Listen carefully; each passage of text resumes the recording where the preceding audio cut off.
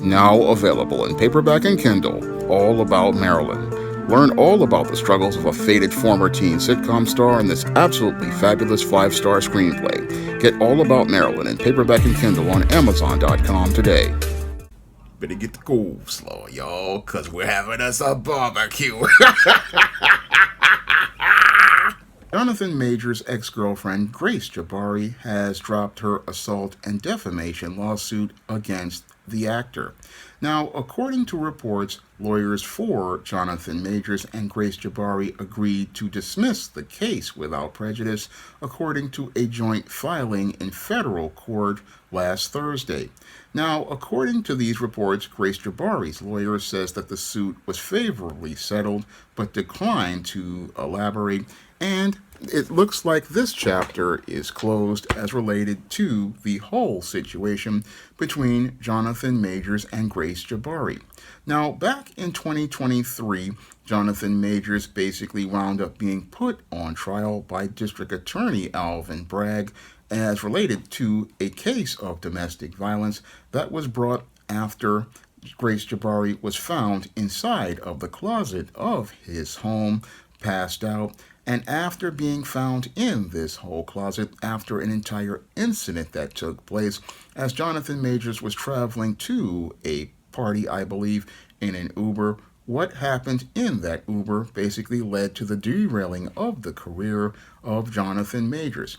Now, back in 2023, when this entire incident happened, or 2022, what happened was Jonathan Majors was looking at a text message from another woman, and as Grace Jabbari saw this text message, she looked to try to grab Jonathan Majors' phone, and after she tried to grab Jonathan Majors' phone, a scuffle took place, which led to Jonathan Majors fleeing the Uber and running down the street in a video that infamously played that went viral. Now, in the aftermath of this entire incident, Grace Jabbari basically went to a club, according to some reports, and went out drinking, spending money on Jonathan Majors' credit card, and then after this, then wound up in his closet after this night of drinking, and this led to the entire incident turning into a domestic violence incident where after Jonathan Majors found Grace Jabbari inside of his closet, according to these reports, he called 911, and as a result of this, the District Attorney Alvin Bragg decided to prosecute this case, and after prosecuting this case and putting Jonathan Majors on trial, what happened was he got a conviction that wound up derailing his career and leading to him losing his lucrative job as Kang the Conqueror in the Marvel Cinematic Universe and destroying his professional reputation. And after destroying his professional reputation, what happened with Grace Jabbari is she decided to file a federal civil lawsuit and was looking to keep this lawsuit going until recently when the whole case was abruptly settled.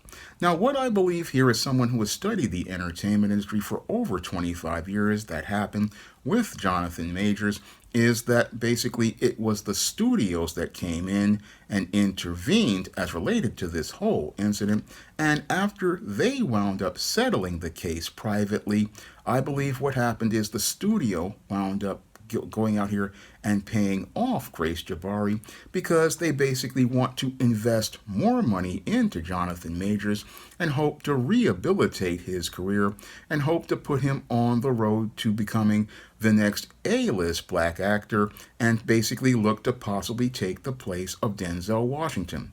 And that's the reason why I believe the case was abruptly settled between Grace Jabbari and Jonathan Majors' attorneys.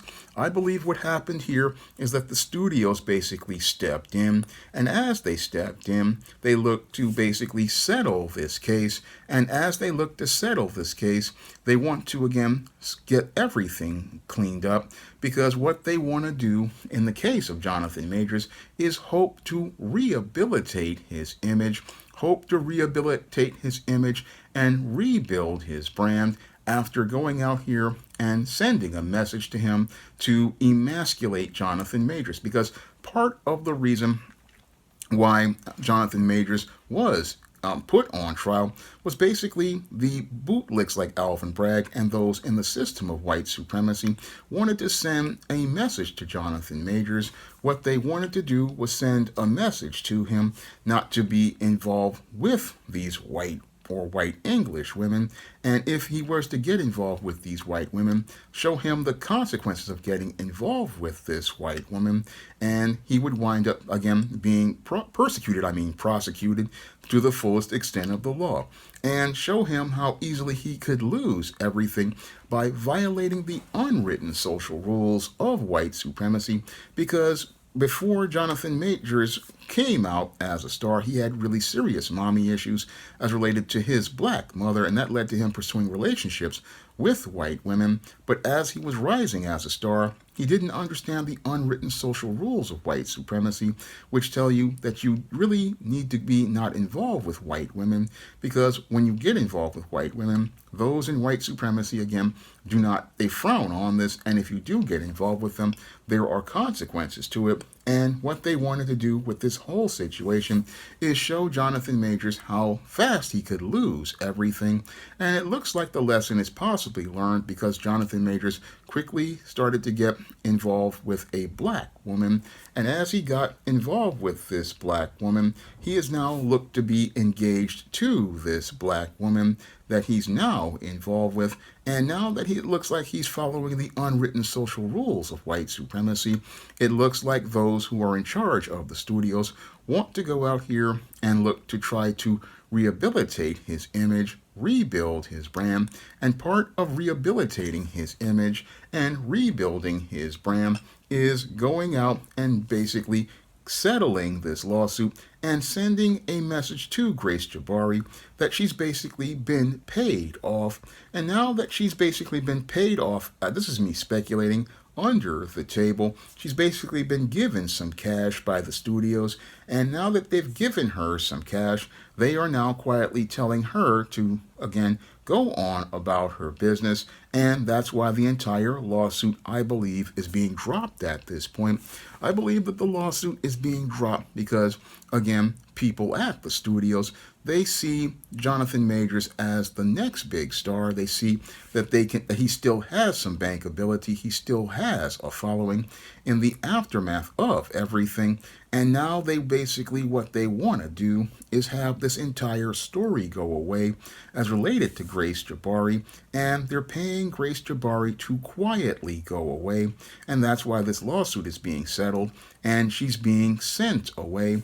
This is standard business for the entertainment industry when they're looking to, again, invest in a performer. When they're looking to invest in a performer and look to rebuild their push, they go out here and look to get that person back in people's eyes, and they may be able to salvage Jonathan Majors' career at this point.